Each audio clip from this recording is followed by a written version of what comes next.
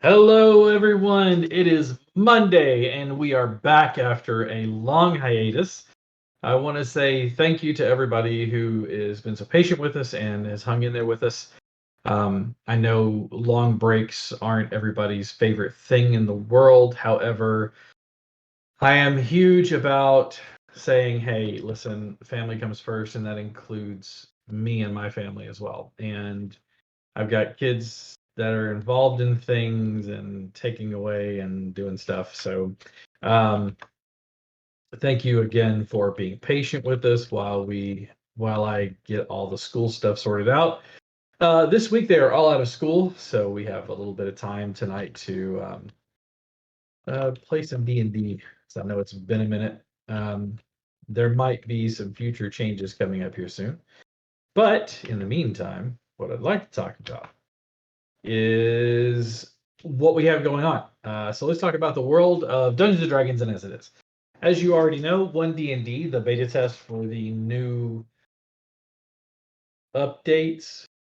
How are we saying that? Updates sounds right. Modification to the rule set. Some slight changes, some cool stuff. Some changes that I've seen so far that I'm like, oh, okay, I dig that. That's pretty cool. Overall, though, it's just looks like it's going to be a lot of fun. That's the spirit of D&D as it is to have fun. So make sure that you check out that. You can find those resources for free on D&D Beyond. And once again, thank you, D&D Beyond, for your continued usage of your wonderful tools. It's been so good to have them and to see the new things coming up. Speaking of new things coming up, not next week, the week after next, the 6th of December, Dragonlance will be dropped and all of its glorious goodness will be out. That is Shadow of the Dragon Queen, available December 6th in digital pre-order.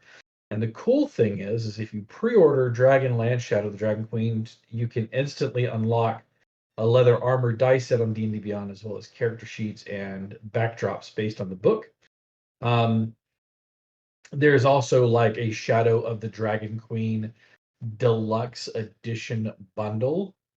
And if you purchase that, it is early access to Shadow of the Dragon Queen on D&D Beyond starting November 22nd. So right now, D&D Beyond digital copy of Shadow of the Dragon Queen. So a digital copy as well as a printed deluxe edition containing all of the Shadow of the Dragon Queen adventure book with an exclusive foil cover, Warriors of Kryn, a cooperative mass battle game where you pit heroes and their allies against the fearsome dragon army.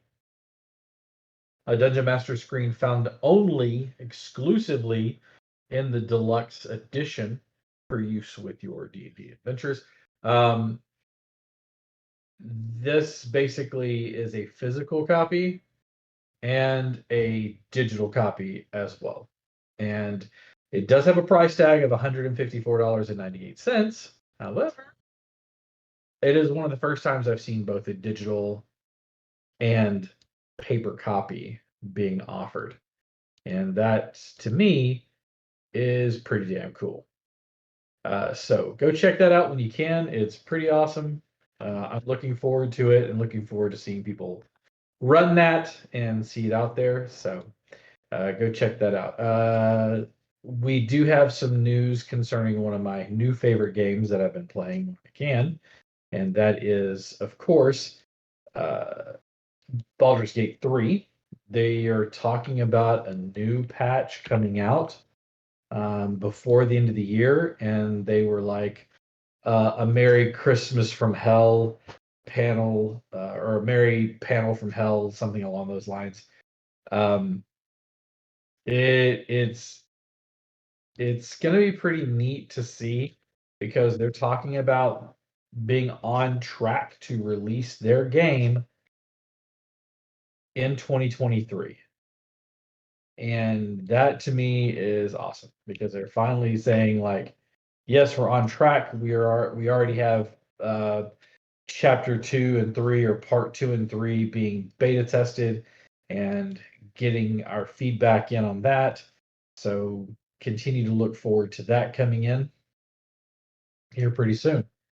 So those are some things that we have going on. We still have plenty of shows here, even though we are taking hiatuses here and there for this one. Coming up in the spring, I'll let you guys know that I'll have 2 kids involved in soccer, as well as band and choir. So we're going to be busy again. This will be sporadic once more. In the meantime, though, we will get shows in and get a schedule up for you guys concerning this show. But Tuesday nights are still going strong, as are Wednesdays.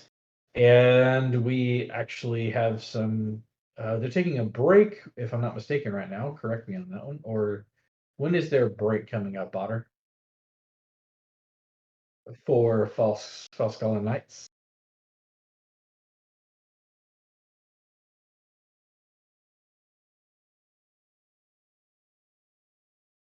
Okay.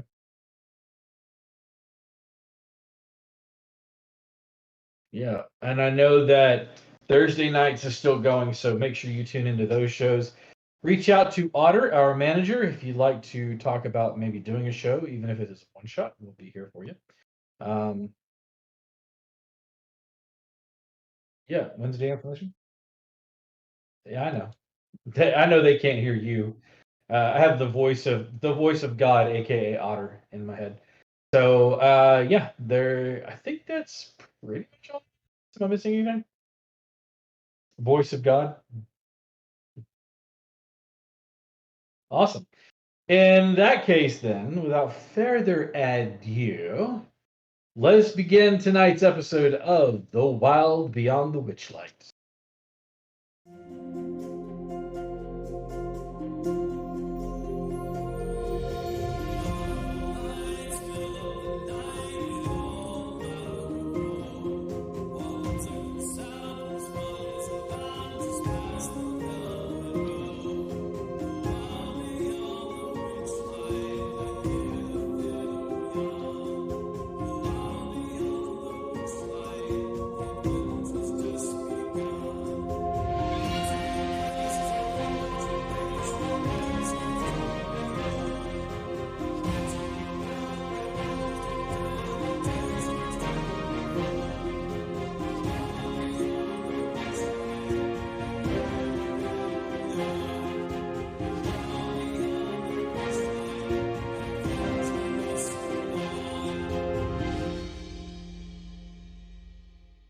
Whoa. Did you catch me doing a coughing fit as the game starts? So last we left off, you've made your way back to Bavlorna, Blightstraw, turned in the painting, made your way back across the way to the next territory of Yon. As you make your way through winding crags, you stand on a path that wends between rocky crags on a mountainside. The sky is dark and full of rolling thunderclouds. You're greeted by a howling wind. For a second, lightning splits the sky, striking nearby mountaintops and illuminating a distant pinnacle of rock that has a foreboding castle carved out of it. As you guys start to make your way, you see before you, wending your way through the rocky crags. Let me move over so the map looks like something. You hear noise up ahead. You come upon 2 figures standing on an outcropping of rock, outlined against the stormy sky. One is a slender female elf wearing a crescent moon mask, and the other is a 3-foot tall dandelion with a small rapier strapped to its stem. A honeybee the size of an orange buzzes around Dandelion's bright yellow head. The elf is the first to notice you. As she points in your direction, the dandelion draws its rapier and assumes a defensive pose, one leaf above its head. The honeybee buzzes more loudly as it flies circles around the 2 of them.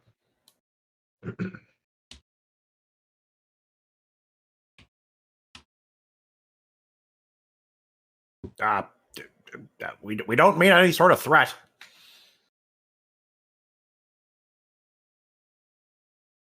The dandelion tilts its head from left to right, curiously looking at all of you. I tilt mine back right to left.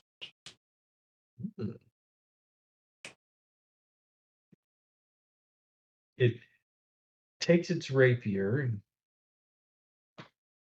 pulls it back, letting its pose fall. It then takes its rapier and puts it back in its scabbard, holding its leafy hands up towards you.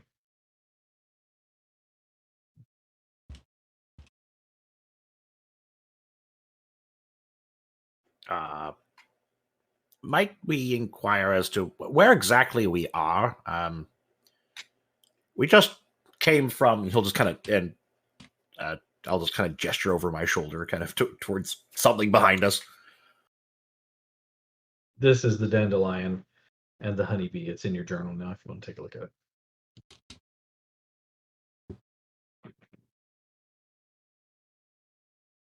And might I inquire, are you some manner of knight? But of course. It bows low, its petals brushing the ground nearly as it says, Bonsoir. I am Amador. I have freed my companion Pollinella, and it gestures to the bee, from a cyclops beekeeper. We have, yes, we crossed paths with this one, motioning toward the elf. We heard her sorrowful tale, and I have resolved. And it once again draws the rapier and like flips it up so that it's pointed up in the air. To aid her in whatever way I can. It flourishes the blade before sheathing it once again.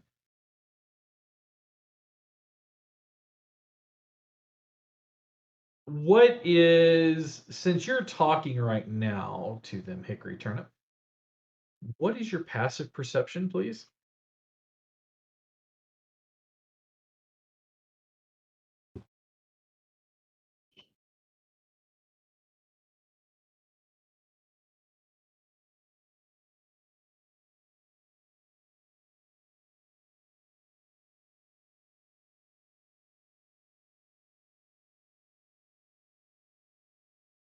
Oh, and Ella is so cute. Sir Hickory Turnip, I don't know if that came through. What is your passive perception? Oh, sorry. My passive perception is 14. Okay. As you're looking, there seems to be something off about the figure wearing the crescent moon mask.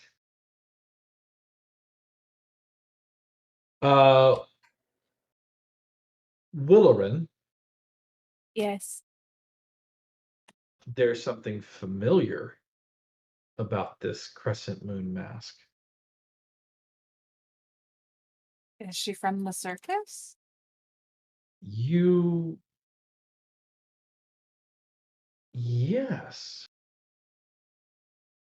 You remember that this is one of the twins. Oh, yes. This is Okay. Gleam, the twin sister to oh gosh, my brain just went blank. Hang on a second. I gotta find it again. Things go blank, yay. Glister. This is the twin to Glister. Gleam and And Glister. Okay. I will show you guys the image of Gleam and Glister. Oh, But I do remember seeing this image. I love that. They're good for them. so, but something again, Sir Hickory Turnip seems to be off about Gleam. You can't quite put your finger on it. If you'd like to try to give me a perception check, you can. Actually, before I do that, though, I would probably have. I've learned to kind of question the perceptions in this place. I think I'm going to use my divine sense as well. Okay. Which finds fee, faint, or undead, correct? Let me just double check. I know certain paths, certain oaths give different things. So. Yeah. So so let's see here. Until your next turn, you can sense anything affected by the Hallow spell or no location of any celestial, fiend, undead within 60 feet that is not behind total cover. Okay. Nobody seems to be affected by the Hallow spell, or no area seems to be around you. And none of these figures are fiend or undead or celestial.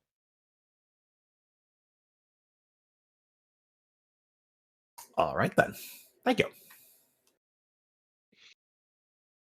In which case, I'll just do a standard perception check. All right, go ahead and give me a check there. 21. It takes you a minute as he's introducing himself. Amador and Polinella, and this is our new friend Gleam. You recognize what it is that seems off. When the lightning flashes and creates enough light, you have a shadow, your allies have a shadow, Amador has a shadow. Even Polinella, as small as it is, has a shadow. Gleam doesn't have a shadow.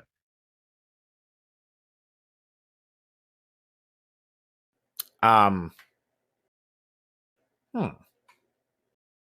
Hickory would probably just kind of raise a kind of mailed finger. Mm-hmm. If I may inquire, I'm sorry, this is a bit distracting. Where exactly is your shadow? The poor thing. Enderlin Moongrave snipped off the shadow using a pair of magic scissors and has imprisoned her poor twin sister in yon castle. And he whips his rapier to point in the distance to where you saw that castle way up here in the northern part of yon. The rule of hospitality, of course, prevents the hag from having this their pet. I feel that they have a connection. The twins have a sort of sense about each other, and they can sense her sister's distress. Ah. Gleam here, she wishes to free her sister and find a way back to the Carnival.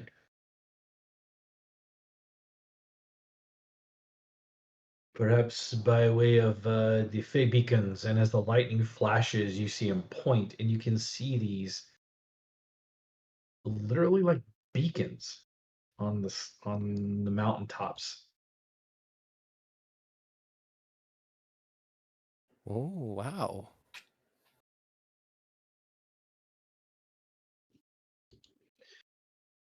So that is my story and my ally's story. Gleam steps forward and says, I was a guest in Motherhorn. And Willerin, she spots you, and her face breaks into a smile. Hello, friend. Hello. I'm surprised to see you here. I'm surprised to find myself here. I'm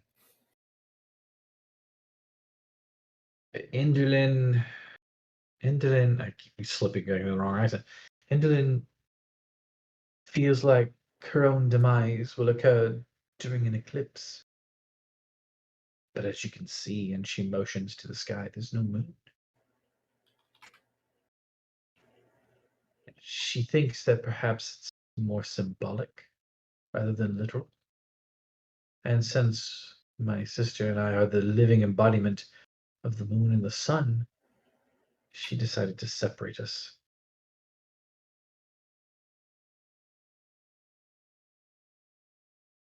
Well, if there's anything we can do, I'm sure everyone wouldn't mind helping.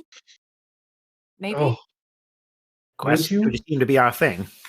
Oh, oh, that is wonderful news.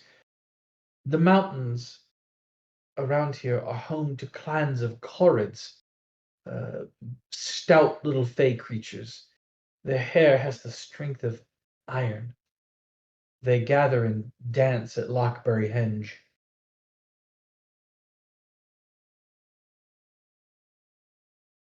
There's also, I learned that there's an elf prince named Alagarthus. He made a bargain with Indolin and now finds himself trapped here.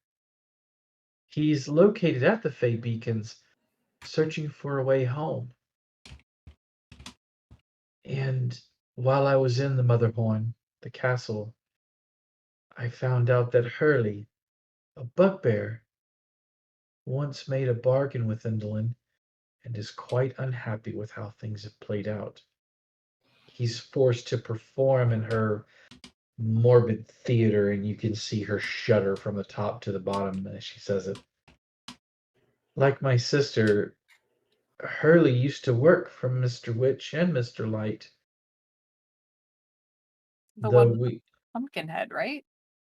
That's his brother. Oh.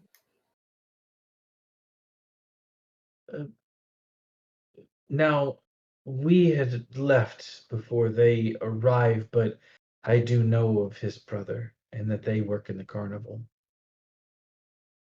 Yes. Yes. If, I remember. if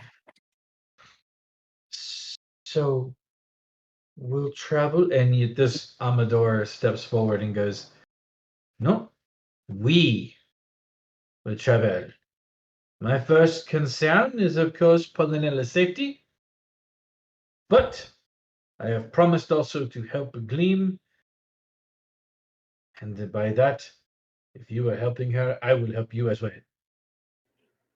I am an excellent guide to this place. I know all about it. Shall we go?"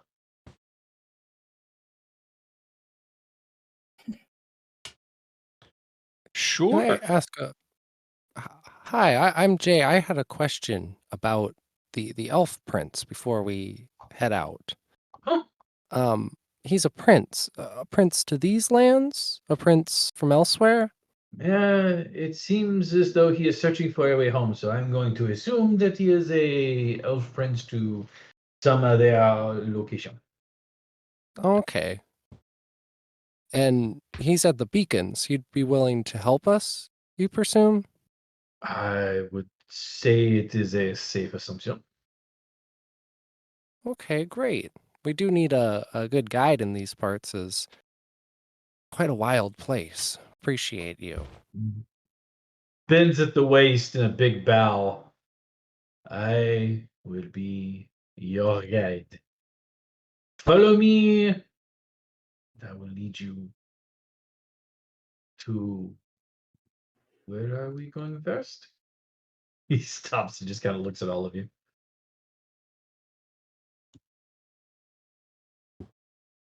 Boop, boop. So- Sorry, what was the question? Where should we go first? Oh God. Can you mention the places one more time, please? Sure. One of the places that they mentioned was the let me get back to it. The Corrids are found at Lockbury Henge. There's an elf prince located at the Fey Beacons, and Hurley is in the Motherhorn Castle. Hmm.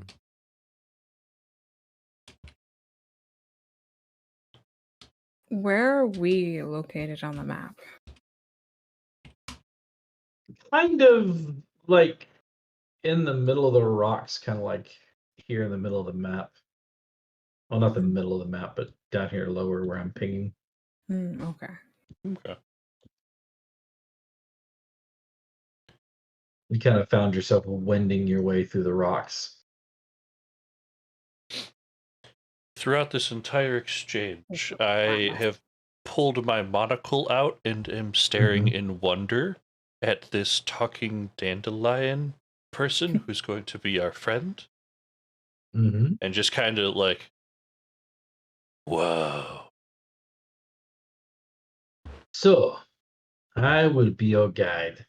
But where do you want to begin?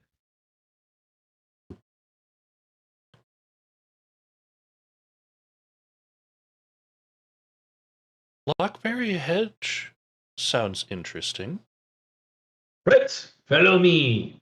Yeah, I'd probably stay clear of the castle. That's where the scissor thing happened. Right, but it is also where her sister is, as well as the bugbear that you wish to help. Oh, Right, exactly. Oh, right, on the way. And with that, he sets off at a pace. All right. There are 6 of you. I would like to have Noodle, if you will roll a d8 for me, please. Ooh wee. This one. That would be a 2. Okay. As you're making your way, climbing up and down through the rocks, it's not tough to move through here. The terrain is craggy and rocky, but it leaves to little plateaus and places where you can make your way through. It's interesting, but as you're walking, you hear something. You hear talking. Do any of you speak Elvish? I do. You hear them speaking in Elvish. They're having a conversation. The first voice says, when the moon obstructs the sun, creeping Lynn will come undone.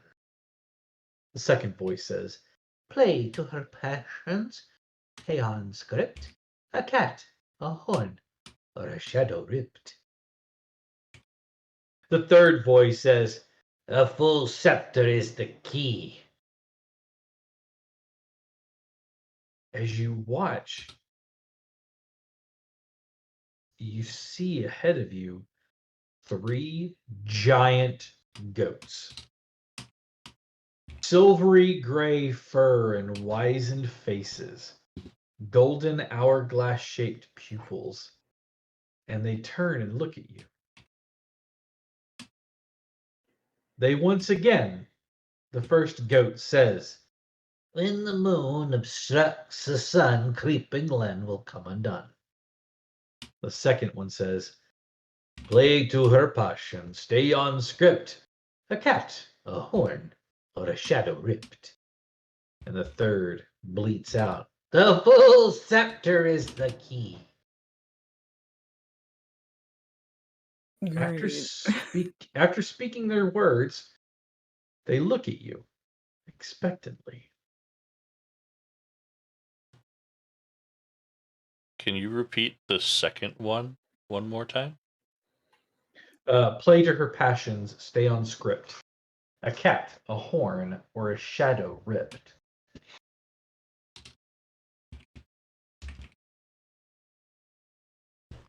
Guys, after everything we've seen, I don't know why it's these goats that broke me, but this is too much. My goodness. Well, They're staring at you Percival? all expectantly. Sir Percival, Percival, look! what do you make of these creatures, Mr. Percival? Meh. And he'll turn and look at them and see how they react. They all continue to look at you expectantly, moving forward a little bit. I fear these may be enchanted goats that do not communicate in the same way as Sir Percival. They were speaking in Elvish, so Amador looks at all of you and says, well, they have given us something, information. Perhaps we should, you know, how you say, tit for tat? A quid pro quo?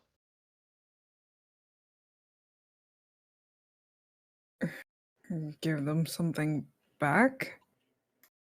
Oui. Gives him something in return.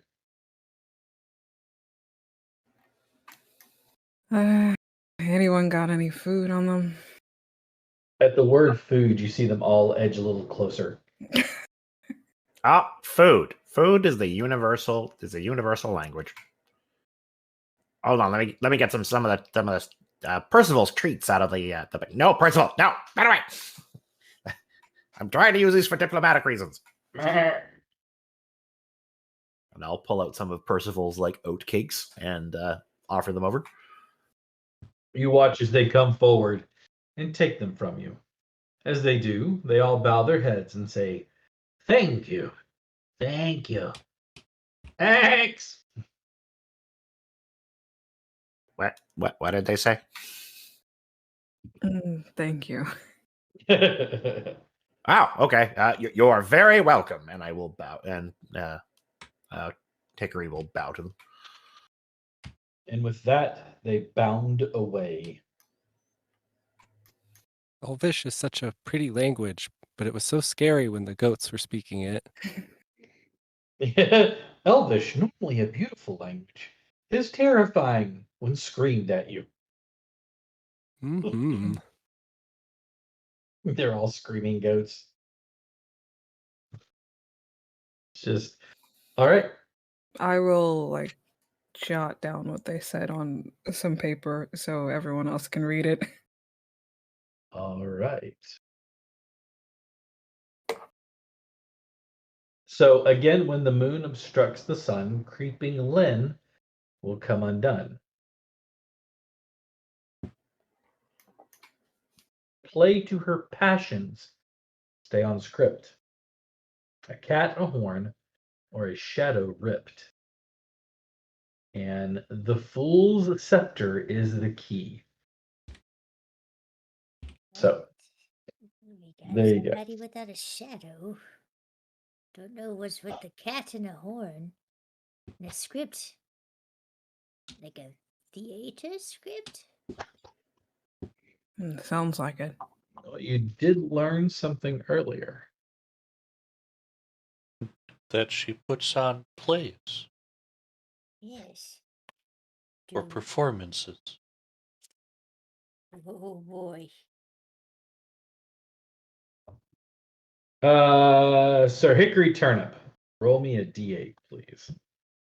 Very well. Reroll a 2. If you get a 2, just reroll it. Very well.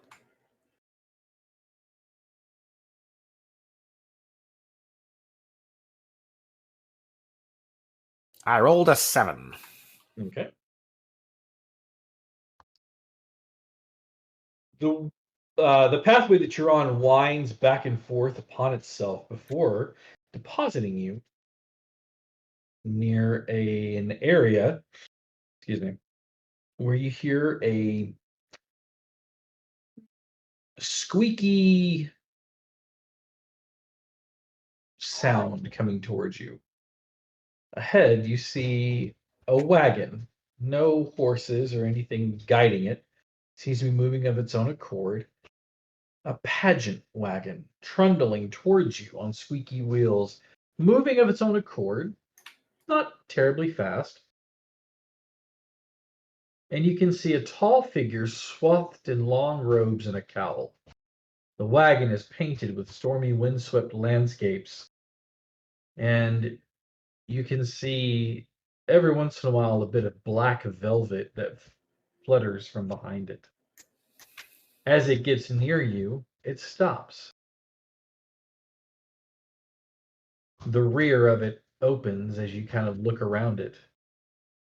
The curtains pull back, revealing a painted backdrop that matches the very rock that you're standing on. As you watch marionettes appear. The first one is of a rather short statured individual wearing what looks to be sandals and socks. The next seems to be a short-statured character with little pots and pans all over it. The next marionette is also a short-statured creature with graying hair and bundled up, a pair of small glasses perched at the end of the nose. The next marionette is large with blue-gray skin and dark hair.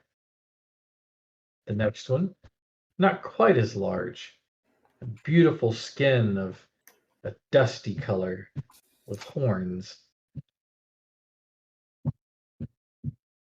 The last one that steps out is a little fuzzy otter. The characters dance on the stage, and you see 3 goats come out of this wagon. And the characters seem to have an interaction with the goats before the goats bound away after being given a treat by the little marionettes. The whole thing lasts about 3 minutes long, and it ends with them moving across this area and finding themselves standing in front of a tiny replica of a wagon with a curtain drawn on it. And finally, a banner scrolls past, emblazoned with the words, "To be continued," as it blots out the scene. The curtain closes.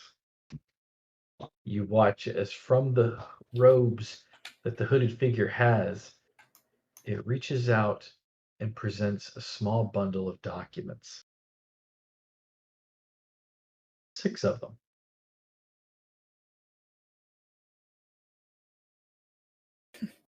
What? I start clapping. I think this play was about us. But Yeah. why? It urges the little documents, the little rolled up scrolls towards you. And I'll take them. Okay. Yeah. Each one, and there are 6 of them, looks like a ticket with a tiny puppet resembling you.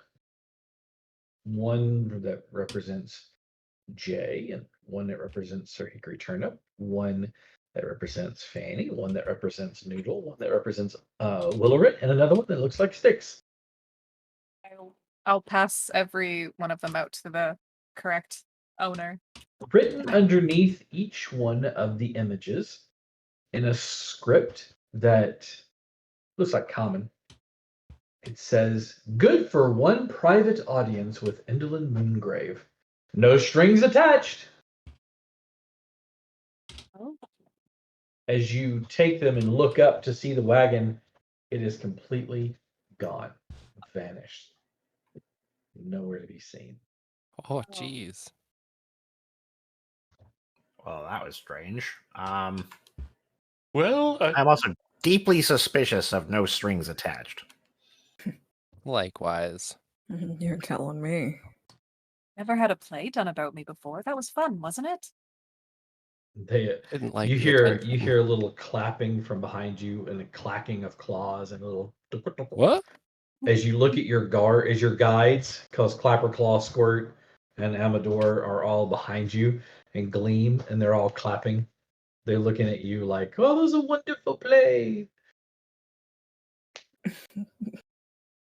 Amador, Nothing barely happened. well, Amador says, "We should be on that way. Come." And you guys start to move out. I need Sticks to roll for me, please. Okay. A 6.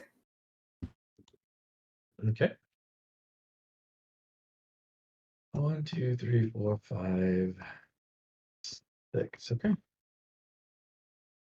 You can see ahead of you the rock piles that make up the Lockberry Hinge, stones stacked in odd angles. But as you do, you see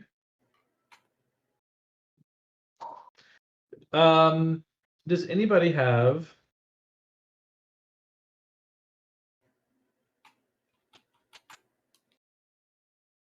hang on just 1 second.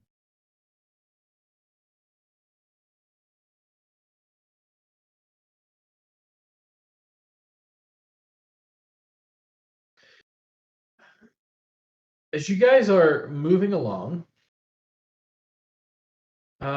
give me your passive perception scores again. I know that Sir Hickory Turnip is a 14. Willerin has 12. Okay. 13.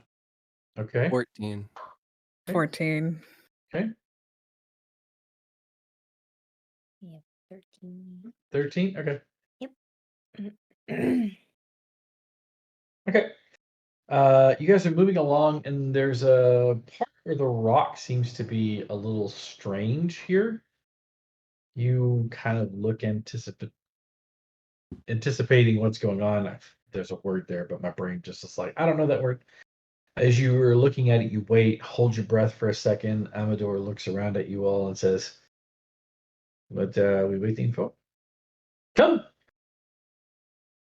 And you wait. And nothing happens. And you move along.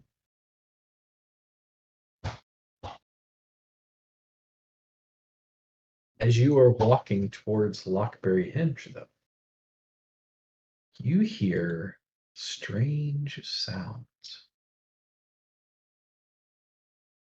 One of you, Willerin, from behind you, you hear a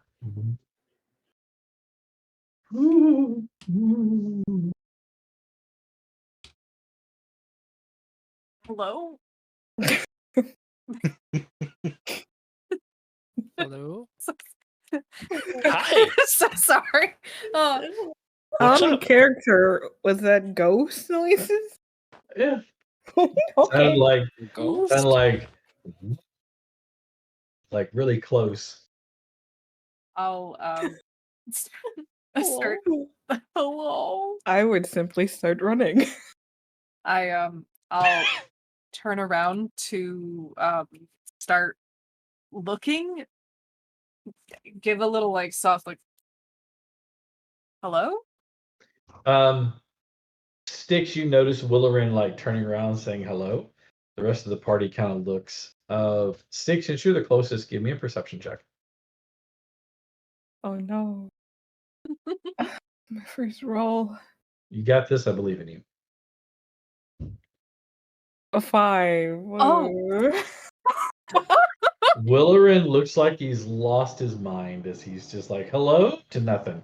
Are you good? Do you not hear that? I was thinking really loud to myself. Jay. As the party has stopped to look back at Willerin, in your ear you hear, "You're going to tumble down the mountainside and break your bones upon the rocks. Lost in shadows will you die, ever alone, ever alone." Oh my god, I knew it. We're all gonna die. As you blurt that out, now the party's looking at you. Amador says, "Is this one touched? Perhaps not all right in the head? You're not going to die." Did you whisper that in my ear, Flower Man? Did it sound like it's something that I would whisper in your ear? You're going to die? Please, no. Well, somebody just said something about falling down a hill and breaking all my bones.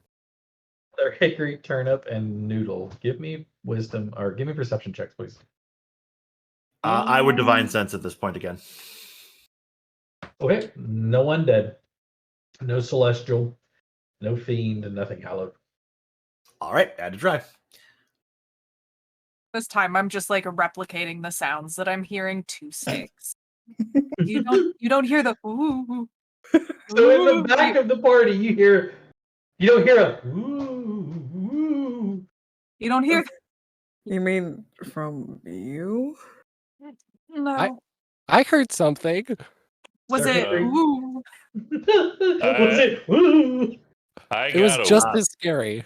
a 1 No. for a total of 4, but I Yeah. am entranced in whatever is going on right now. All Yeah, right. and Fanny looked around and says, my ancestors. They're after me. It's my time. And I Fanny, rolled a natural 20. Yes, For hang on. I'll get to 24. that. I'll get to that in just a second. Fanny, as you're like, that's my ancestors. You hear, that's right. It's your ancestors. We're gonna get you. You owe me $20. No, I don't. Yes, you do. Even in debt, you can't escape your debt. As she is turning left and right, and you see Jay looking confused. Sir Hickory Turnip, you notice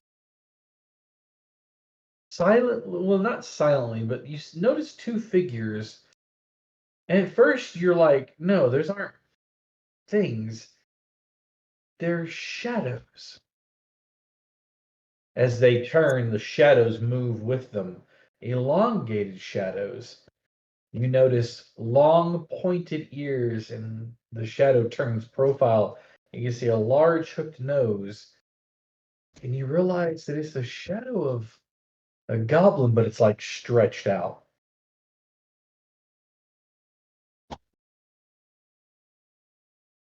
As Fanny turns, it leans forward and whispers, "You owe us money." I am going to abjure the extra planar. I'm sorry, sir, not in this. This is a family channel. Oh, bye. Anyway, Turnip's gonna. Turnip is like I'm not even sure Turnip actually knows what his god is. It's clearly a vegetable patch. Right. It's a he's jar gonna- of spices.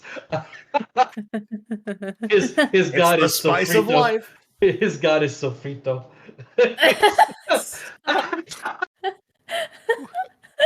his god is Puerto Rican spices. That's my god. I Anyway, love I am how going- hard you laughed at that. Listen, I'm Puerto Rican. Best. That is the best. Sorry. Sorry. Go ahead. I apologize. That's okay. All right. So I'm channeling divinity. I am going to turn and raise my lance above my head and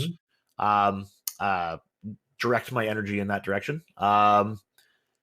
And every aberration, celestial, elemental, fey, or fiend within 30 feet has to make a wisdom saving throw. On a failed save, the creature is turned for 1 minute or until it takes damage. Okay. Let me give you a roll real quick. As you do that, the two figures look at you. And you can see them turn profile and their mouths open up. And you said it's a wisdom saving throw? Wisdom indeed. Yep. That's a 14 and a 13. So the DC was 13. 8 plus 2 plus your wisdom modifier? Charisma modifier. Yeah. Oh, is it plus charisma? Oh, But it's your DC should be based off of your my casting stat, which which be is charisma because you're charisma. Okay, so it should be what 8 plus 3, so that's 11 plus 7. No, plus 2. Your charisma modifier. Charisma. Oh, so if we look under spells, your spell save DC is 13. okay. So yeah. 13. Yeah. Sorry. So both of them start to get startled by your crying out and holding your lance above your head, and then they stop and they go.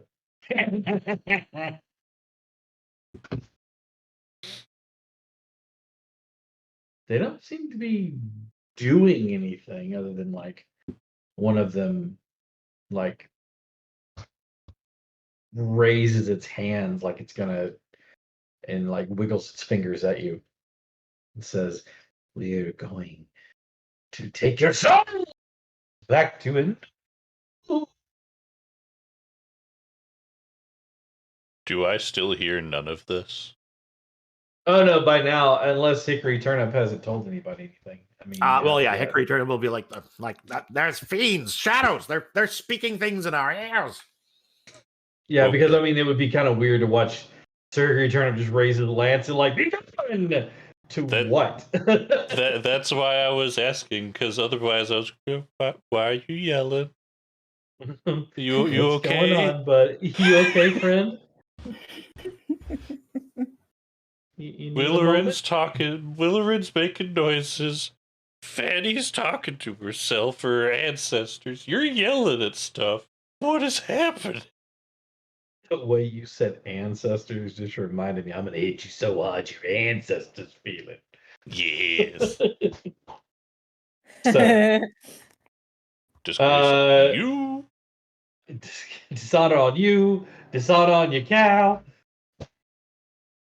All right. So again, they seem to be like following you, but they're not real. Other than making gestures at you here and there, they don't seem to be doing anything. I'm gonna walk up and try and touch one. Like Okay. with my staff, just like lightly poke one, see if it's like corporeal or if it. Yeah, you're not like attacking it. You're just kind of like poking at it, right? No. Okay. Definitely. Yeah, you walk up and you kind of like push your staff forward, and it swats at it, and you feel it pop the end of your staff, so it's corporeal. Oh. So you can do more than talk. Yes, I can steal your toes in the middle of the night. Well, that's an interesting choice. It makes Why it hard the to walk toes? because it makes it impossible to walk. Remind I me to wear start- my shoes to bed tonight. I do a handstand and walk around on my hands. That's not fair. You punks aren't stealing any of our toes. We need What are them. you gonna do? You're not gonna stop us. We're terrible spirits. Hickory, get them. Well, why are you terrible spirits? You see the two shadows look at each other. How are we terrible spirits? I don't know. Why have just you gonna- decided upon being terrible?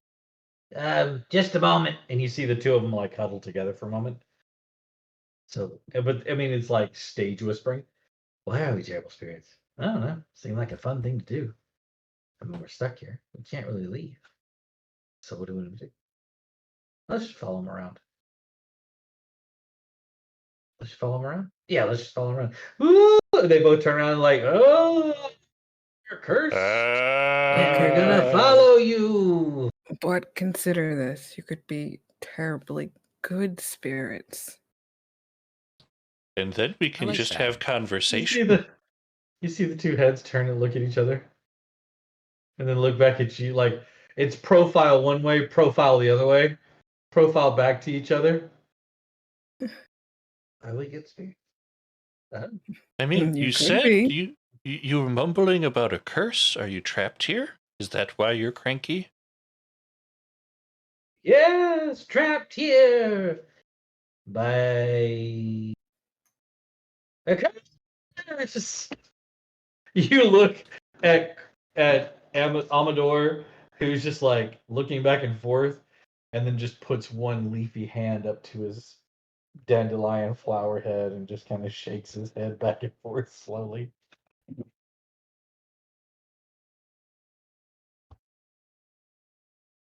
A couple of idiots, that's what they are. Well, as long as they're being good idiots, I have no issue with them following us. But wait, are these guys spirits or shadows? What's going on?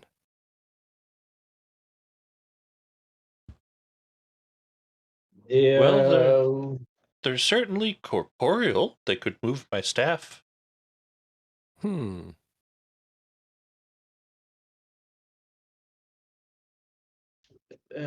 Right. I feel like this is a colossal waste of time. Come along. And you guys start to, I mean, Amador is starting towards Lockberry Henge again, making his way. Making his way there.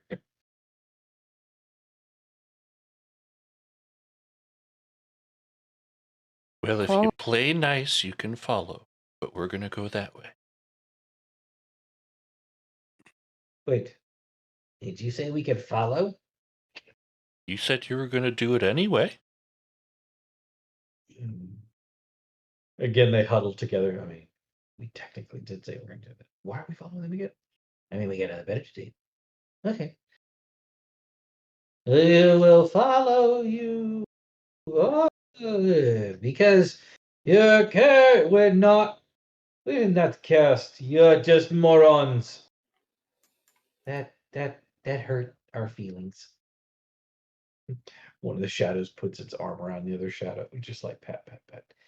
I'm sure he didn't mean it. No, I can assure you, I quite definitely meant it. Come along, these two idiots. And Amador is like not paying them any attention and continues to move on.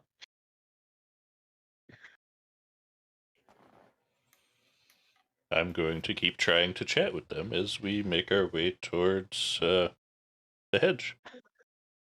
Okay. So what are your names? You can call me Noodle.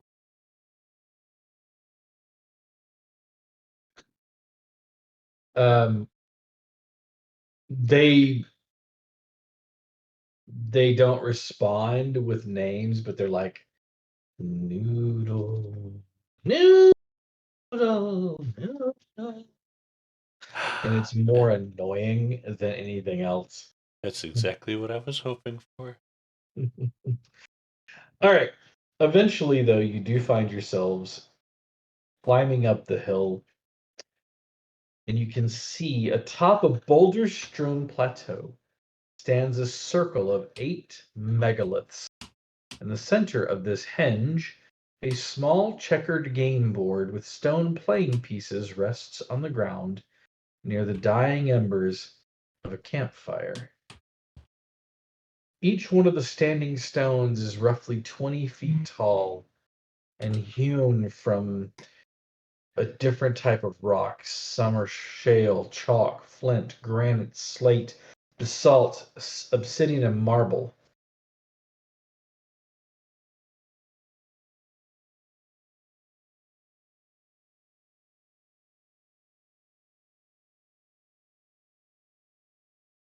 The campfire and the game board, you don't really see anything. The campfire and the game board.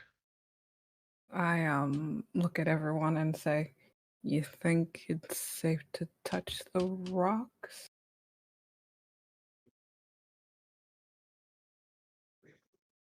Hickory will just shrug. Maybe. I am eyeing the obsidian one up so hard. Mm-hmm. It's a good rock. That's a nice rock. It's a lovely rock, it is. I will resist. You gonna lick the rock? For science. Touch. I want to Crave lick the it. mineral. As you are looking around, Willerin, Yeah. you notice near the campfire 2 sets of small sooty hoof prints leading away from the campfire and into one pair goes into the chalk and the other one goes into the shale stone. Dropping into the shells. I'll quickly point out everything, like what I've seen. Mhm. Should we check those two areas perhaps, or Probably. Seems like a good idea. Probably for the best. I'd like to go take a look at one of them. I'll go to the shale stone, shell stone, Mm-hmm. and Shale? a word. I'm so sorry. And I won't touch it right away, but I'll like look around it, and depending on how large it is, if I can walk around it, I suppose I'll take a Yeah. look. You can walk around it. It's large, but not so large that you can't walk around it. Yeah. Yeah, I'll just sort of inspect it. I'm looking to see if I can see the hoof prints anywhere else. Really? Or if they just disappear at the rock or at the stone? Okay. Looking it over, you don't see anything. There's no. Give me an investigation check. Investigation. That's a dirty 20, 18 plus 2. It is untouched stone, other than its original shaping to get it into the shape that it's in now. It is untouched. There's Okay. no marking, no marring, or anything. The hoof prints go right up to it and then just stop. I want to touch it, but I don't know. Mm-hmm. Oh. I'll touch it. Okay. I'll do it. Which one do you want to touch? The one closest to Willorin. Okay. The one closest to Willorin is the shale. So you walk up and touch it. Yeah. Okay. You do, and you put your hand on it. It is cold, cool stone.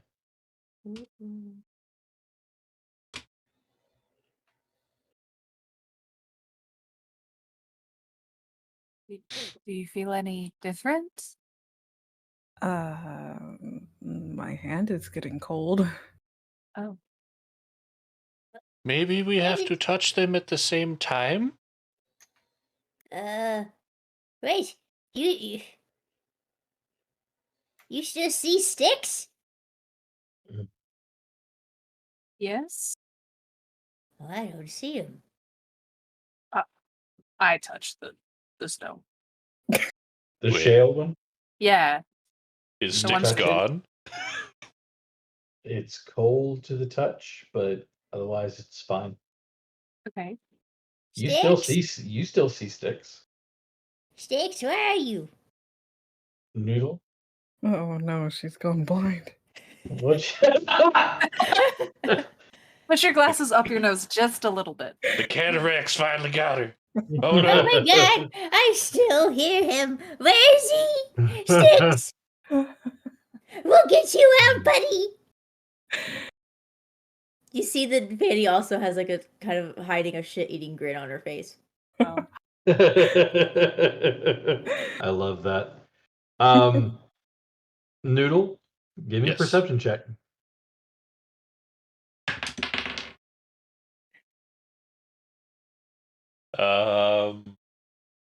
It's not bad.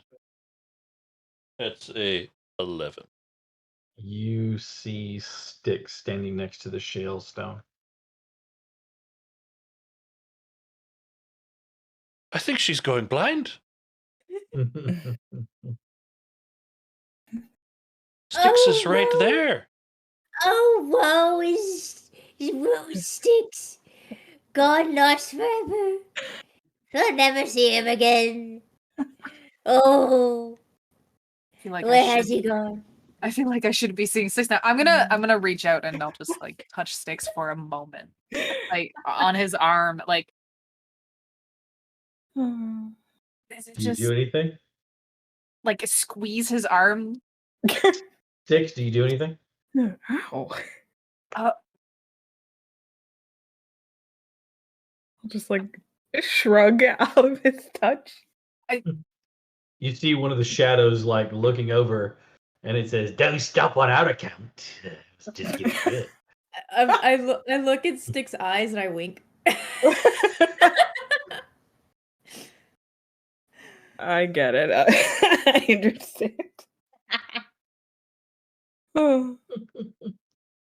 Oh, One of the What shadows will appears he do? behind Fanny and goes, "I look at this one. She's crazy." That was fun. oh, So you have the stones, a campfire, and a game board in the middle of this. yeah, look at the game board. I wipe a tear off my face, like, it's fine. Sticks is right here. I'm just playing with you. Okay. It looks like it's a checkerboard, and it reveals that there's a game in progress. Two sets of playing pieces, one made of shale and the other one of chalk, are sculpted in the form of tiny little cloven-hoofed creatures with wild hair and beards. The other one depicts these leering-looking statue figures on the other side.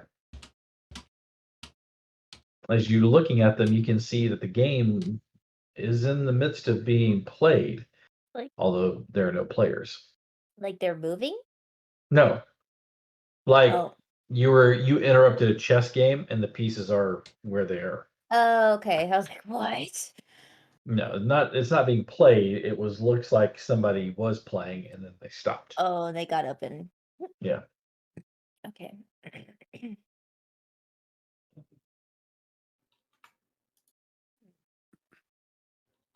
Give me an insight check using your intelligence instead of your wisdom. Okay. Do you have insight as a skill? No. Okay, so just roll a d20 and add your intelligence modifier. Okay. D20. D20. And then plus the 13 plus. You said intelligence? Mhm. 15. Okay. So looking at it, you actually realize that there's actually a simple move that whoever was playing on this one side can win this game in a single move. So close. I'll move that piece. Okay. As you move the piece, all of a sudden, realizing that the game is won, creatures step out of the stone. The first one jumps out, laughing and cheering. I got you, old man! And you watch as another one jumps out grumpily to join. So you see that the slate beat the chalk in a single move. And as you do, you see from the slate this cheering creature with cloven hoofs and wild hair.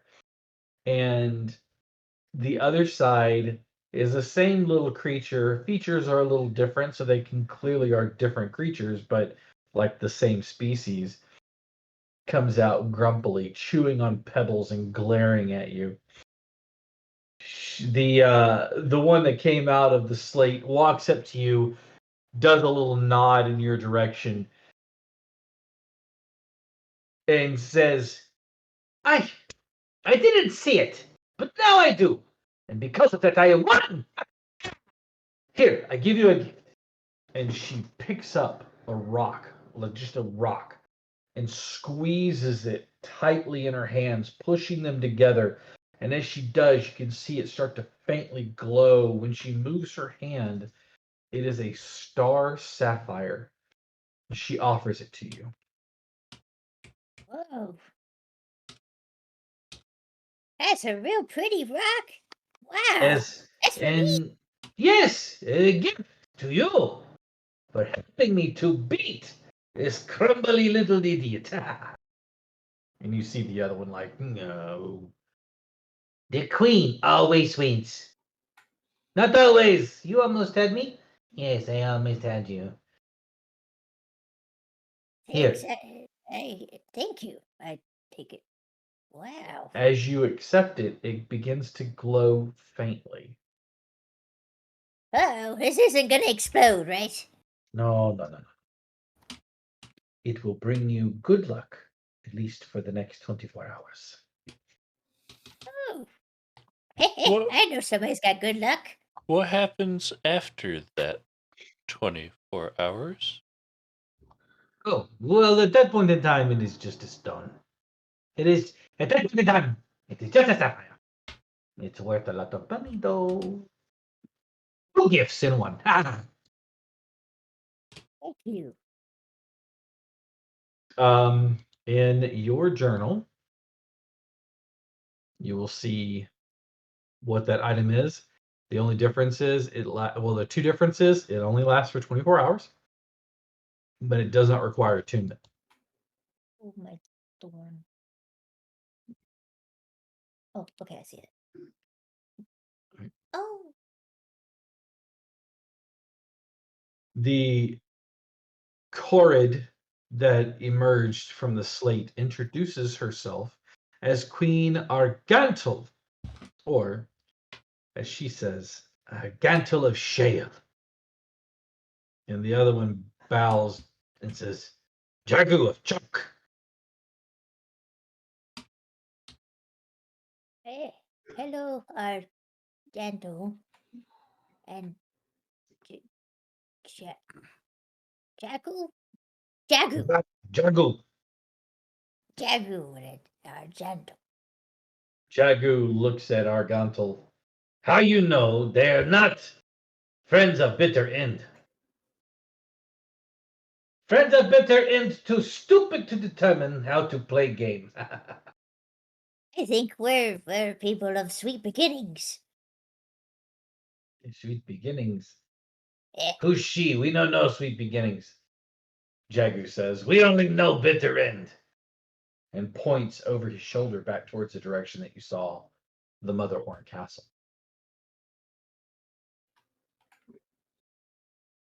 sweet beginnings is a wonderful, wonderful woman. I probably know her more as maybe Isabella. Sweet beginnings. Do you know Sibilna? Well, we've You not friend of bitter end? no. Give me a persuasion check. Okay. I will give you advantage Oh. since you played the game. Oh. Persuasion. Oop. Mhm. Go. Charisma score, which for a warlock should be pretty good. Go. I don't know if it went. There's one, and let me click it again. Whoop. A 24. You watch as Argantul looks at you for a moment, nodding her head up and down, and says, pats you on the arm with a strong, thick hand. It's like being patted on the arm by a piece of rock. You seem trustworthy. Thank you. Same for my friends here. Friend of game winner, friend of Argantul. Nice to meet you. Good to meet you as well. I give a little wave. We hate that bitter end. She's no good.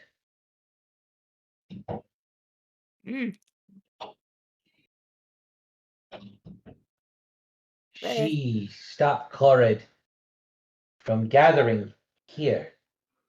I fear consequence of bitter end. Her meddling. Told other Chlorids to hide themselves in stone. This way they safe. For now. You see Argantel like bring her hair forward, and again, it's this long mass of hair. Here, for those of you who aren't sure what a Chlorid looks like, I will send you an image now. Yes, please. I'm imagining a fauna person. Not quite. It's probably some way off, but little hooves. Rock centaur. Showing it to you now. Oh my I god! mean, you're not far off, little rock centaurs. Aw. Oh! But you can see wild hair and a beard, even on Argantel. But she brings her hair forward. She says, Bitter end used iron shears. Cut off my hair. Hag fashioned my hair into ropes. Uses them to manipulate all of her evil contraptions. Uses one called the Orrery of Tragedies to see possible futures. That's a name for something. Yep. Copper rods on the mountaintops. And you see her point to these copper rods, one shaped like a moon, one shaped like a star.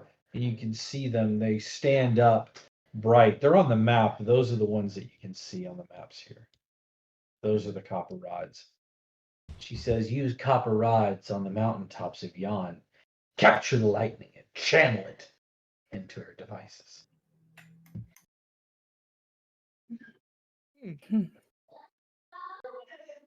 Well, if she didn't have those rods, well, that would get rid of. As you are talking to Argantel, suddenly the two Chorids grind their teeth and stamp their hooves as the faint sound of tapping on stone, tink, tink, tink, tink, tink. The faint sound of pickaxes tapping on stone is carried to them on the wind. Queen Argantel runs to a boulder, picks it up, and hurls it 100 feet in the direction of the noise while she screams, "To Briganox!" And a peal of thunder accompanies the display of anger. Deck to the what? Whoa! Briganox, helping Bitter End build contraptions. Also, hide and guard drawings, diagram for new contraptions in their minds. Cannot stand the noise of the mining. They create statues, evil things, and leave them outside the mine. We create the statues and leave them outside the mines, hoping to frighten the Briganox into leaving. A friend to us known as a Galabdur, working for us, infiltrated the mine, overheard the Briganox talking about a secret tunnel that connects the mine to Motherhorn. But the tunnel, it is hidden by their magic. Did you say Motherhorn? Motherhorn. Briganox not to be trusted. Noted. Eventually, the noise of the mining soon passes. Queen Argantel looks at all of you and says, "You help us stop Briganox from hurting, from building contraptions. You stop Briganox from building contraptions." Well, we can sure try. Maybe That would you be a find- start. Maybe you find the tunnel? You got any leads? Yes. Briganock mine. Okay. Amador says, I believe I know the mind of which they speak. I can take you to it. It's no problem. That's perfect. What about you, Gang? Does that sound fine, or you got?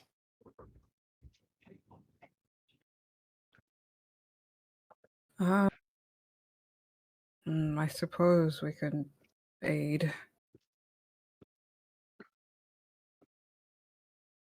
If you think that's what's best. Ho ho! You help!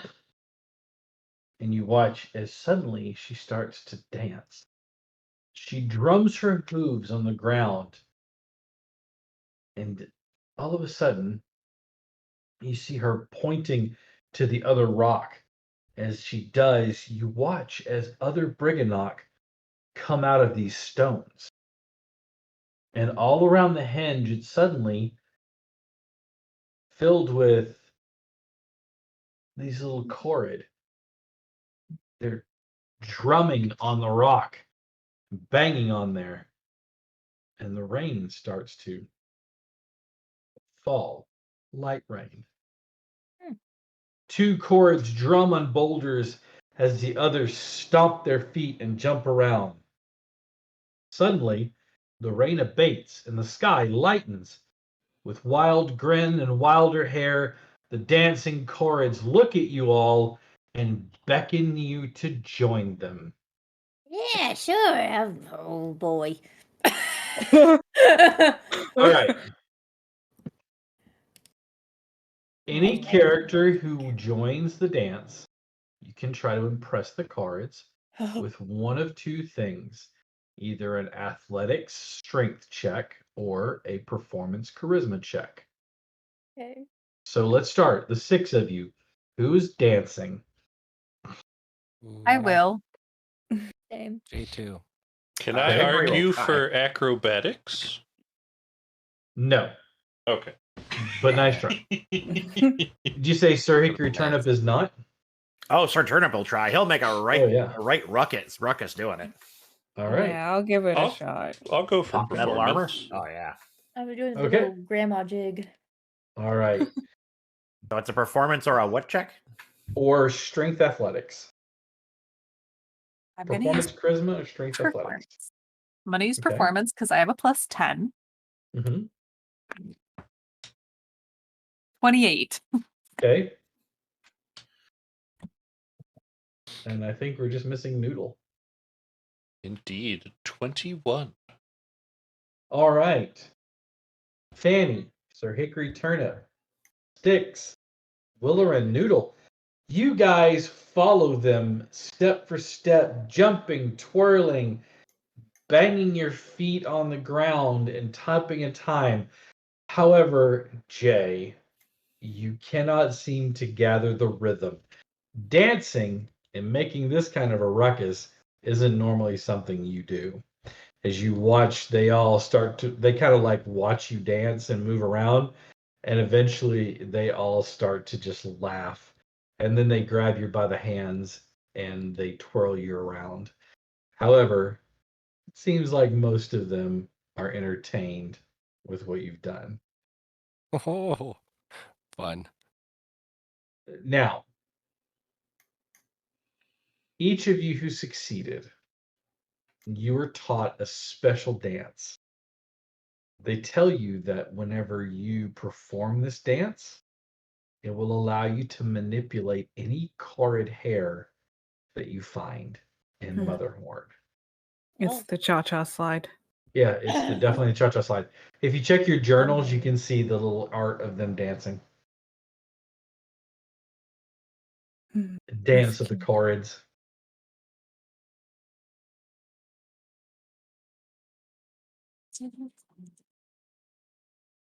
All right. It's the Elaine. Yes. Yes, Breck, it's the Elaine. All right. So, you have 3 routes you can take now. You can go straight to Motherhorn, you can check out the Fey Beacons, or you can head to Briganock Mine. Which way would you like to go first?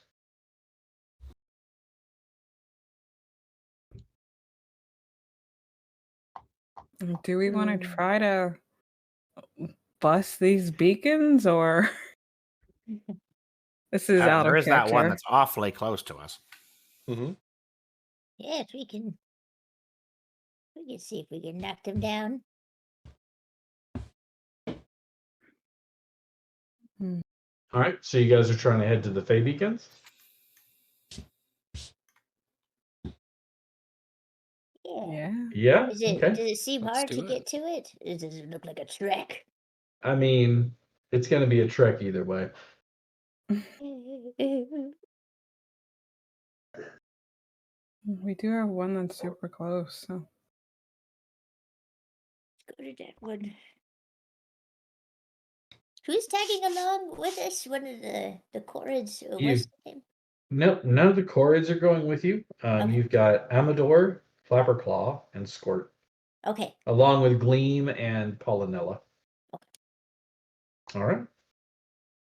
So to the Fey Beacons, you guys travel. Amador, picking his way carefully through everything, leads you there on a short way. Partway through, you see. I'm sorry, not partway through. As you approach, you can see that there are 8 columns of rock. This circle of rock right here.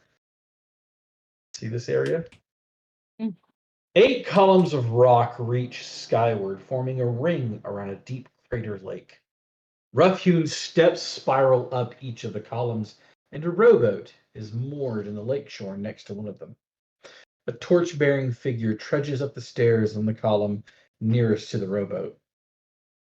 Above you, 8 winged beasts with antlers shout and howl with laughter as they circle and wheel around it. By your estimation, the columns of rock are 200 feet tall and probably 150 feet between each other, so each apart.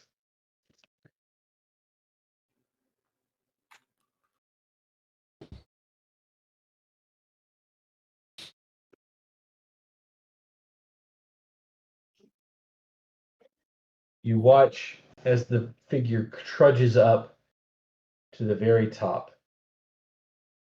He reaches the top of the column and he brings out his torch, and you can see him do something. And all of a sudden, a light, a beacon, burns bright. He descends the stairs. He gets on the rowboat. And as he does, he starts to row out towards another one. All of a sudden, the flying creatures reach over and beat their wings, and the small trail of smoke that you could see stops.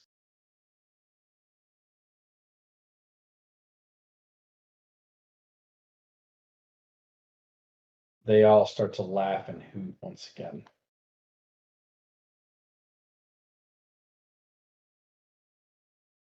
Well, seems like they're having a good time. The rowboat starts making its way over towards you. He gets out. He slumps his way over to you. His arms kind of like hanging down, a defeated look upon his face. I take it you're here to mock me as well. You can see this elven prince, this elven royalty or noble carries himself.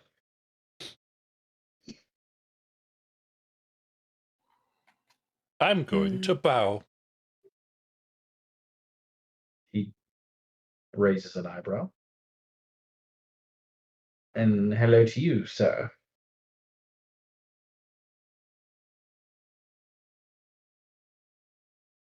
It is Why nice would to meet we you. mock you? Oh. And he just kind of waves his hands to the creatures flying around. One of them looks down and says, "You almost had that one. You were so close." I like them. And they put them out, mocking me each time. I believe that if I can get all of the 8 of them lit, it will show me the way home. I apologize. Elegathus is my name. And you are? You can call me Noodle. I'm Styx. Sir Hickory's turnip at your service. A knight. Yes, indeed. Thanks for noticing. I'm Fanny. My name's Willowren. And I'm Jay. It's nice to meet you. It is nice to meet you as well. I apologize for my glum composure. I see I'm trapped here, thanks to Indolin Moongrave, and he kind of cast his eyes in the direction that you saw the castle. I was once the prince of a great kingdom, although there was a green dragon threatening the prosperity of my kingdom. I attempted to slay the beast, but after several failed attempts to fend it off, I caught the eye of Indolin. She visited me at my home, showed me a future where I defeated the dragon, but in doing so, I lost my life. She also claimed to see an alternate future in which the dragon was defeated and I survived. She said she would share the details of her vision. However, only after I stayed with her here for at least 1 year. 1 year out of my life, which is already so long. It's a small price to pay. I accepted. However, the years seemed to drag on, and when it finally ended, I find myself with only one way to get home. A path that, according to that evil hag, is visible only in the light of the 8 beacons. Simple enough. Light the beacons, and I shall find my path home. However, and as he looks up, his side eyes the creatures who are kind of perched above you all now. A simple goal has been repeatedly thwarted by those creatures. They seem to revel in my despair. Each time I light a beacon, one of them snuffs it out. However, I am determined, and I will not give up. Perhaps they'll grow bored of their antics and leave me alone eventually. How long have you been at it? Well, it's hard to determine. It's been, I don't know. There's no real way to mark the passage of time. Just know that if it weren't for the fact that they're magical, I would have worn my boots thin.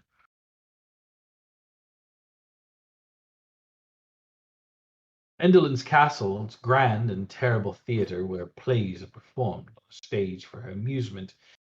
She seems to get some sort of grotesque pleasure from watching people dance about for her. And of course, she's always trying to recruit new actors to perform in her theater. As a matter of fact, he motions to the creatures above. These peritons were once a troop of actors called the Greyhawk Mummers.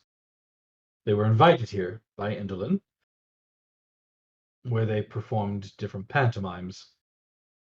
I actually had the displeasure or pleasure to attend several of these performances.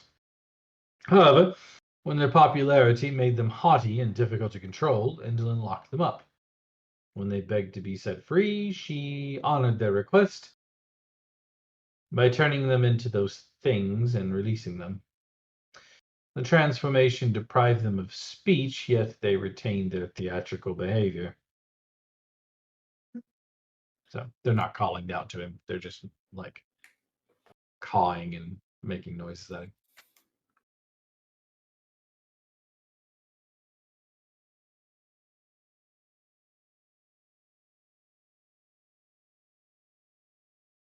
So, are you looking for some help? I would absolutely love some assistance in that. If you can, I don't know, convince them to go away, stop, I don't know, something to intervene on my behalf, I would greatly appreciate that. So they were turned into these things? Correct. Perhaps they can be turned back. That would do well by them and well by our friend here. True. I mean, do they still remember who they are? I believe they do, to Yeah, be really? honest with you. Yeah. Okay, so they understand. So that Their behavior, even though it's a little more stunted than normal, is very indicative of their behavior as pantomimers.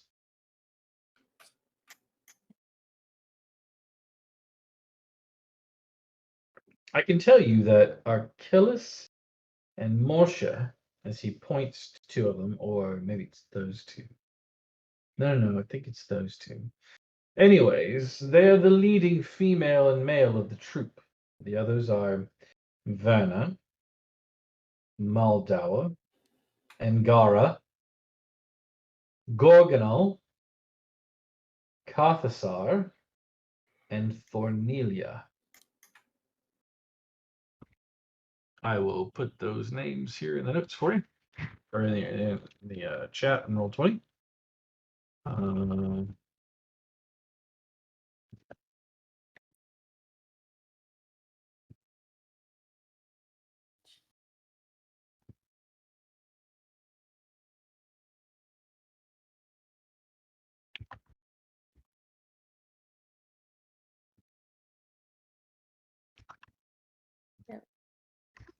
maybe we can distract them.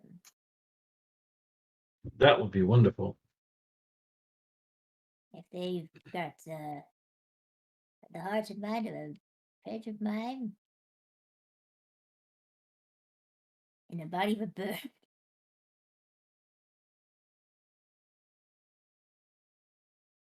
Are they birds or are they bats? They are called peritons. Here, I will give you an image of what they look Are they like. got some wings or are they like demons? Well, Dragons. Oh, wyverns. I don't know what a periton is. that's okay. Showing to players in your journals, you will see a bird with antlers on its head. Oh. Those Okay. are Those. peritons. Cool. Whoa. I like it. Okay. This was kind of what I was imagining with a giant bird. The Seagull. they're a little different, but they're still pretty damn dangerous.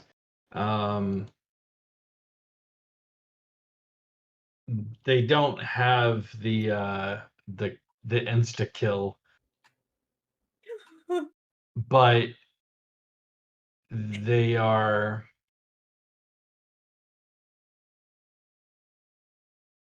have some nasty stuff.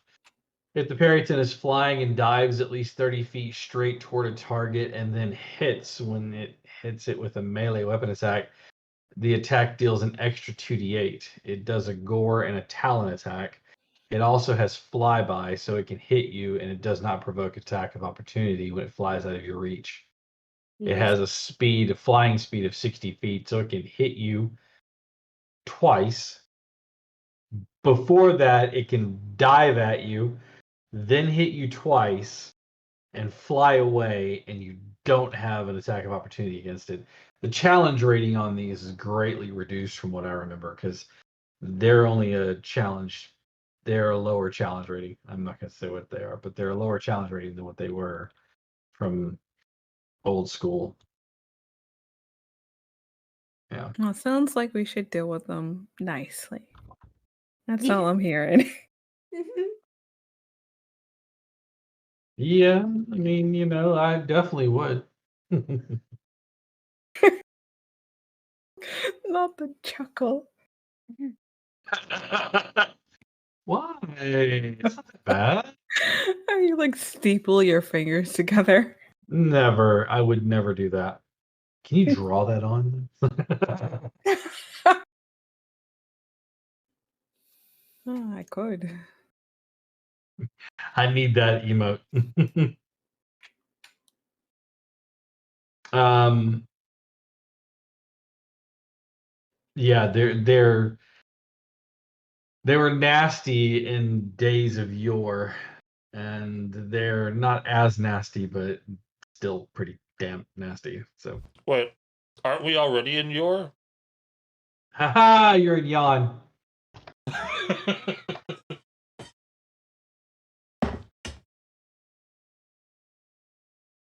Mm-mm-mm. There we go. Let's see. Third edition.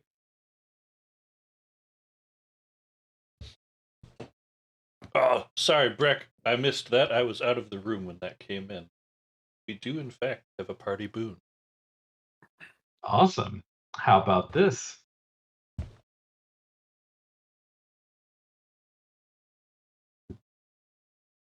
Double your proficiency bonus for your next interaction for a skill check. Let's see. Well,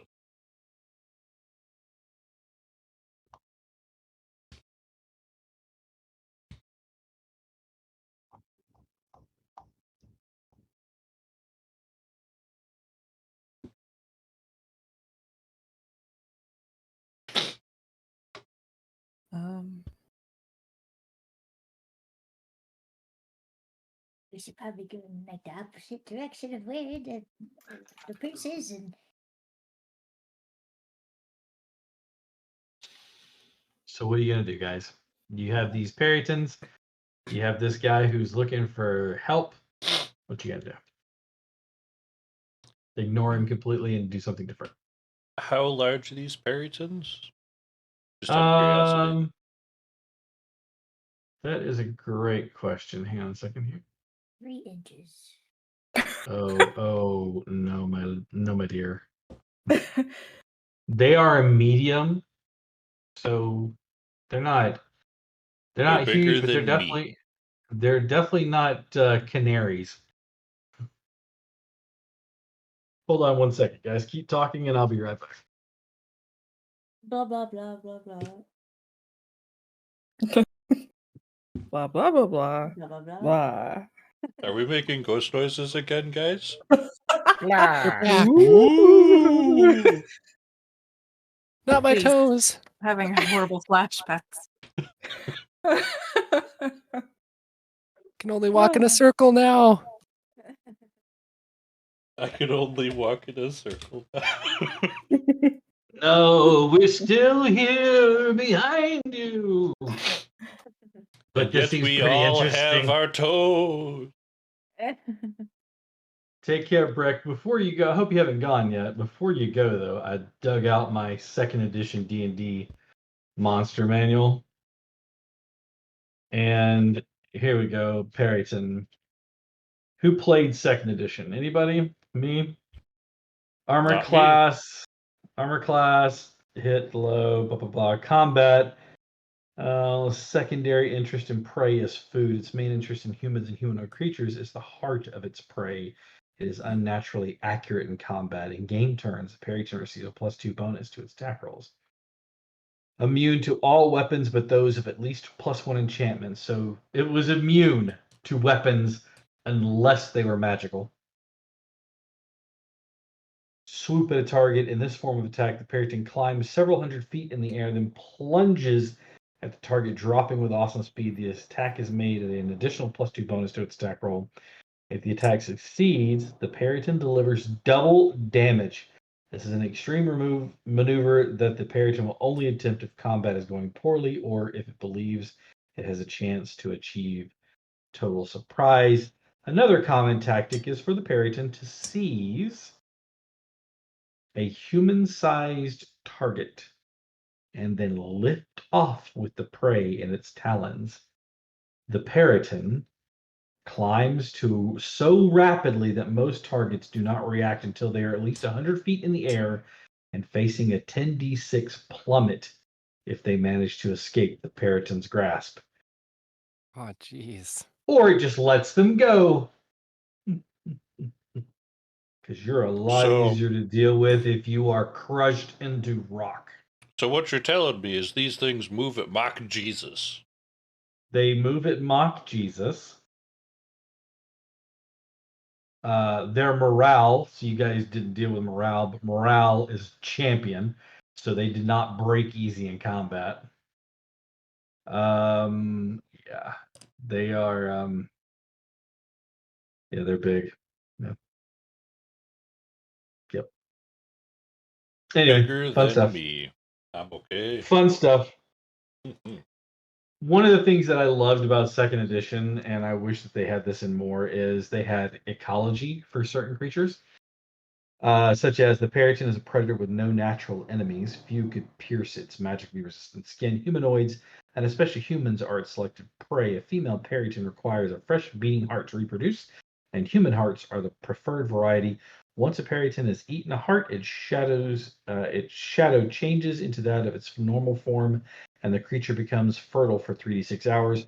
Unhatched Periton eggs can be sold for 10d12 gold pieces apiece. It may be, but bracket depends on what version you were playing. That I'm reading this from second edition AD&D, so I don't know. It may be different for you. But I mean, dropping you 100 10d6 in the air would do a pretty good amount of damage to any creature it came across.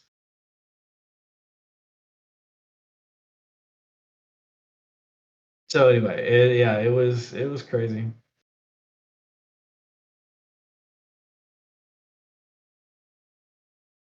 Because you used morale as a lot of your, like, I don't know, it was hard to explain. Your hit dice was your level. So like the Periton had 4 hit dice and a Thaco of something or other. But anyway, that's fun stuff. Back to this though. As you guys are looking around at these Peritons, deciding which way that you're going to go, which choice you're going to make, how you're going to go about. What are you going to do? Are you going to climb up and talk to the Peritons? Are you going to try to fight them? What is your choice, party?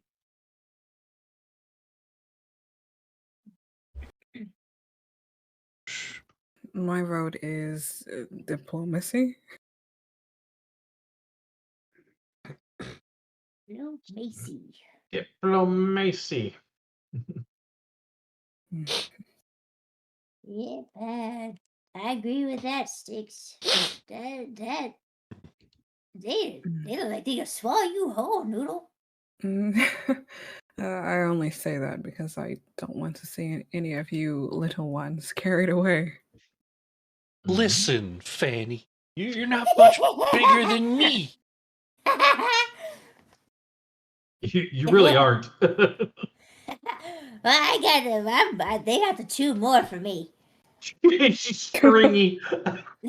It's all that gristle. Well, you also got them candies in your pockets. Ooh, maybe we can lure them down with these candies.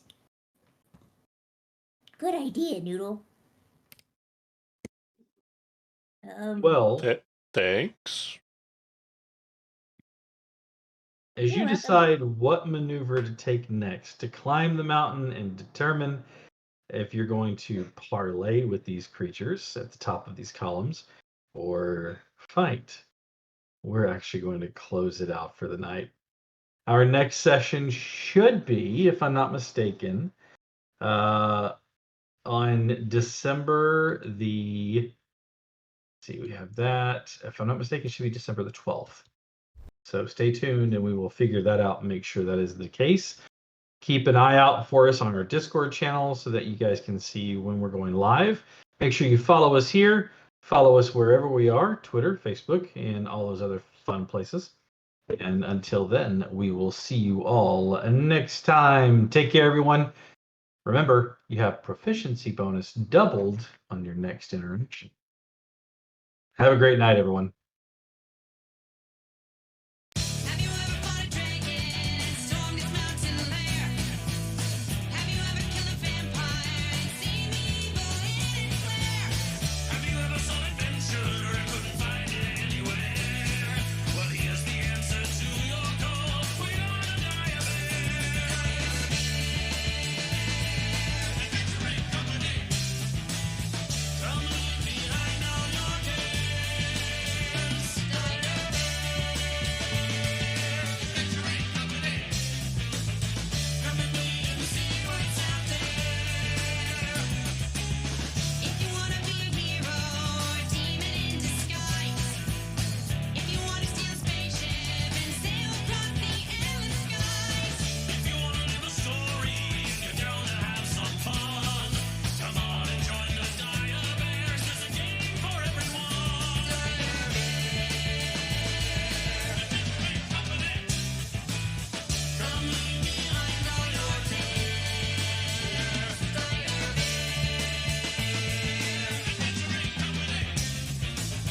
Come with me and see what's out there.